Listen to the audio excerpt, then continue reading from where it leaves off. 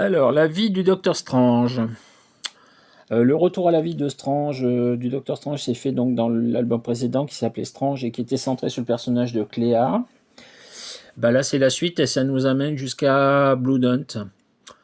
Je n'ai que du bien à dire de cet arc qui part de la mort du Docteur Strange, de la série avec Cléa et qui se termine donc avec ces 17-18 épisodes, là je sais plus.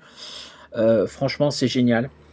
Je n'ai qu'un regret par rapport à ça, c'est que pour le coup, c'est décalé dans le temps par rapport à la publication, puisque là, ça vient juste de sortir et ça débarque au moment où Bloodhunt est fini d'être sorti en cours d'année.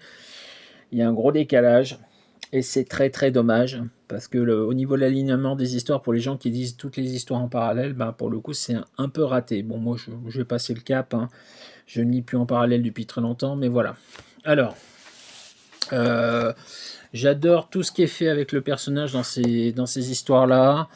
Il y a des épisodes qui sont vraiment géniaux.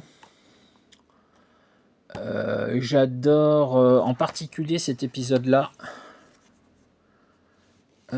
Celui-ci avec Dormammu, où le postulat est que Dormammu et Strange passent une journée ensemble, je crois que c'est tous les ans, et franchement c'est génial, c'est juste génial, ça revisite la relation entre les deux, c'est génial. L'épisode du mariage et ce qui suit derrière, la création d'un personnage, d'un variant du Docteur Strange qui est hyper intéressant. Bon, je rentre pas dans les détails, mais c'est vraiment super sympa. Et puis donc on aboutit à Bloodhunt. On a le Baron Mordo, bien évidemment, on a plein de choses. Non, franchement, c'est génial.